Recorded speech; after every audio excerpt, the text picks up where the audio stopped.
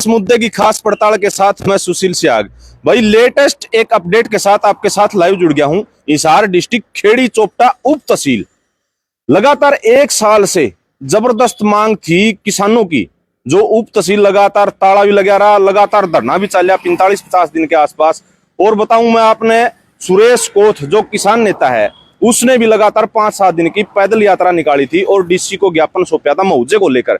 दोबारा से उप तहसील के अंदर जो खेड़ी चोपटा में है उसमें दोबारा से धरना शुरू होने की संभावना होगी है और दोबारा फिर क्या लग सकता है ताला तहसील के ऊपर, जानने की कोशिश करेंगे। यहाँ पर किसान नेता संदीप दलाल हमारे साथ मौजूद है, तो प्रॉपर डिस्कस करेंगे आखिर किस वजह से कहां तक उनकी मांग पहुंची है, मुआवजा कितना मिला है कितना नहीं मिला है। बता जाने लग रही 15 करोड़ 60 लाख कितना बताने लग रहे मुआवजा आया था और मुआवजा 2-2.5 करोड़ रुपए ही मिलके रहा है। आखिर पूरा मुआवजा क्यों नहीं मिला, तो पूरी पड़ताल करांगे। हमारे साथ में संदीप दलाल जो किसान नेता है उससे सारी डिस्कस करेंगे। आ जा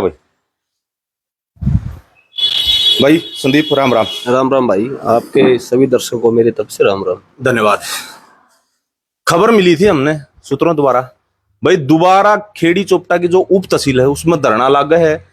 क्या दोबारा से खेड़ी चोपटा उप तहसील में ताला लग सकता है, क्यों धरना देने की नौबत आई, आखिर पूरा बताइए खोल के जितने भी हमारे दर्शक।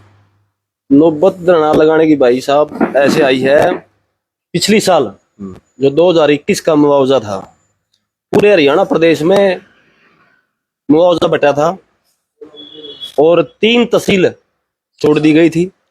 एक खेड़ी थी, एक बाड़ासमंद थी और एक और थी। सब तहसीलों में पैसे बट गए, लेकिन यहाँ अभी तक कोई पैसा नहीं बटा।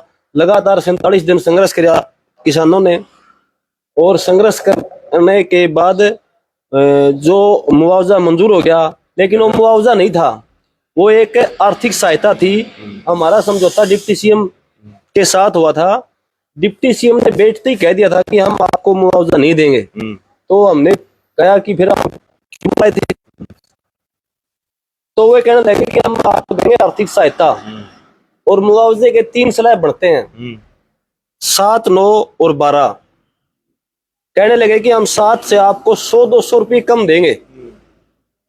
हमारी कमेटी की मीटिंग हुई, मीटिंग में फैसला आया कि हम 100-200 नहीं 500 रुपये छोड़ते हैं। और हमारे लगभग 23,000 किले कॉटन के थे जो वो पूरे बर्बाद हो गए थे। तो उसने कहा कि यह आर्थिक सहायता है सबने मिलेगी। कोच साहब ने कहा कि जो मुआवजे की कंडीशन है 5 एकड़ से ऊपर नहीं मिलता और जिस लैंड का बीमा कटा हुआ है उसको नहीं मिलता। डिप्टी सीएम ने कहा कि ये शर्त नहीं लगेगी, आप पूरे 23,000 किले का पैसा मिलेगा आपको। और अब सरकार उस फैसले से पीछे हट रही है। ये आपने बताया भाई 2 तहसीलें रहेगी, आखिर वजह के मंशा थी सरकार की, मंशा साफ क्यों नहीं हो पाई? 2 तहसीलों में ही को नहीं देना मुआवजा, बाकी की हम दे दिया था। सरकार का इन तहसीलों में थोड़ा ज्यादा मोह था। यहाँ खेड़ी में जो हमारे विधायक हैं ज्यादा वोट दे दिए थे, उसने डिप्टी सीएम ने ज्यादा वोट दे दिए थे, जो ज्यादा मोह था, इसी वजह से खेड़ी तहसील का मुआवजा काट दिया गया। अच्छा, प्यार प्रेम होने के बावजूद भी हाँ मुआवजा काट दिया। मुआवजा काट दिया। 2019 में पार्लियामेंट का इलेक्शन था, पूरे हरियाणा प्रदेश में दूसरी चौटाला की हार हुई थी, लेकिन एकमात्र नानू दल का ऐसा था जो 3400 वोटों से यहाँ नानू दल के से जीता था और यहाँ दोगला व्यवहार किया जा रहा है। तो दुष्यंत चौटाला तो खुद ताल ठोकने लग रहे, भैया हल्का मेरा है ना कि रामकुमार गौतम का है, ये मेरे को सौंपो। हल्का तो संभाला तो नहीं थी आज लग नानू दल के में कोई विकास का काम कहीं हुआ हो तो बताओ। एक भी कहीं ईंट लगी हो, एक भी कहीं पत्थर लगा हो। और किसानों के तो जिस दिन से सरकार बनी है उस दिन से पेश फंसा हुआ है। हमने फिर कई बारी मीटिंग भी की, एसडीएम के माध्यम से, डीसी के माध्यम से अवगत भी कराया कि ना तो यहाँ पैसे बढ़ रहे। 15 करोड़ 44 लाख कुछ पैसे थे, जिसमें से मात्र 2 करोड़ रुपए बटे हैं। बाकी की सारी पूंजी यही है, पेंडिंग है। और यहाँ ना कोई पटवारी है। दुष्यंत चौटाला स्पेशल 7वें महीने 8वें महीने में दौरा करके गया था नारायण दलका का, और वो कर था तुरंत ही, मतलब सारी फसलां जो खराब हुआ उसका मुआवजा तुरंत प्रभाव से स्पेशल गिरदावरी करा के दे दिया जाएगा। अब तक तो नहीं मिला भाई। क्यों नहीं मिला, क्या कारण रहा? कारण हो तो सकता है नुकसान कम हुआ हो गिरदावरी में। आपने वीडियो भी देखी होगी उस टाइम। ये तो 2022 की बात कर रहे हो ना आप। आपने वीडियो के माध्यम से देखा होगा कि पूरा एरिया पानी से लबालब भरा हुआ था। 2022 का जो बीमा भी था और मुआवजा तो लेट देवा सरकार है, वो बीमा भी नहीं पड़ा तो किसी खाते में, 1 रुपया भी किसी से नहीं मिला अभी तक। तो 45 से 47 दिन बताओ, 50 दिन का आसपास आपने खेड़ी उप तहसील में धरना दिया और बंद रही थी, जो भारी एक आमजन हो उसने भारी समस्या का सामना करना पड़ा था, तो उसके बावजूद भी मतलब अल्टीमेट दे दिया था, फिर क्या हुआ? फिर हमने एक 24 तारीख को रैली करी थी किसानों की राखी गढ़ी में।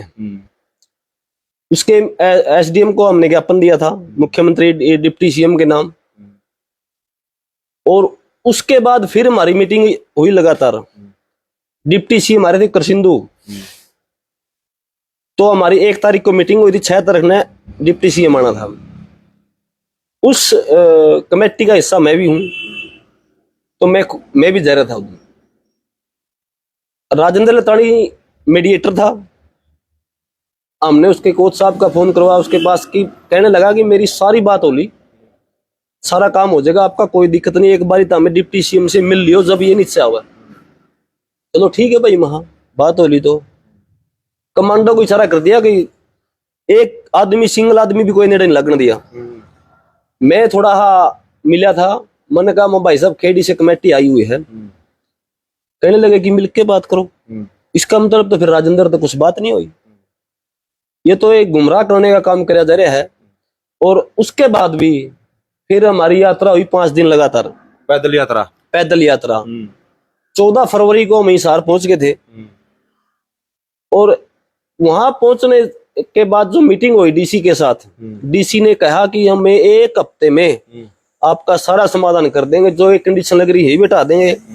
और मैं तुरंत 3 प्रभाव से 3 पटवारियों को यहाँ भेज भी दिया था, लेकिन ना तो अब तक वो कंडीशन हटी, ना यहाँ कोई पटवारी 3 आए थे, वो पहले तो छुट्टी ले गए और फिर बाद में कराए गए बदली। यहाँ कोई रहना नहीं चाहता। आखिर के वजह थी आपने जो आपकी 5-6 दिन जो पैदल यात्रा चली, तो डीसी को भी ज्ञापन सौंपा होगा आपने, डीसी ने भी कुछ आश्वासन दिया होगा भाई आपका मुआवजा इतने दिन में जो रुका हुआ है दे दिया जाएगा, तो क्या आश्वासन दिया, क्यों नहीं आया अभी तक? 1 हफ्ते का टाइम दिया था, 1 हफ्ते में आपके पास लेटर आ जाएगा और ये मुआवजा बहुत जल्दी बंटवा दिया जाएगा। और फिर हम 25 तारीख को डीसी से मिले हैं। डीसी तो उस दिन से पीछे हट रहे हैं। डीसी ने कहा कि मैंने बेरा ही कौन, उस टाइम तो 1 हफ्ता टाइम दिया था, अब उसको बेरा ही नहीं। उसने एसडीएम के पास फोन किया, कहने लगा कि यह फाइल कहाँ है, तो मुआवजा कहाँ बटेगा, कहाँ कंडीशन हटेगी।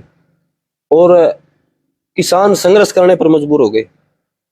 दोबारा फिर 1-2 दिन के अंदर यहाँ धरना चालू हो जाएगा खेड़ी उप तहसील में। हाँ, और फिर कमेटी का फैसला होगा जो वो आपको बता दिया जाएगा। लगातार की बात करा, जो 1 साल से 3-4 फसलें आ ली 1 साल में, कौन सी फसल का आपका मुआवजा रह रहा है, कौन सी का आ लिया, कौन सी का नहीं आया अभी तक? 2021 का जो कॉटन का मुआवजा था, जो संघर्ष किया था 47 दिन, वो मुआवजा पेंडिंग है।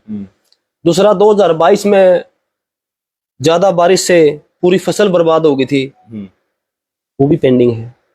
और अब जो 2023 में ज्यादा सर्दी से जो सरसों खराब हो गई, अभी तक उसकी कोई गिरदौरी नहीं, उस पर कोई एक्शन नहीं।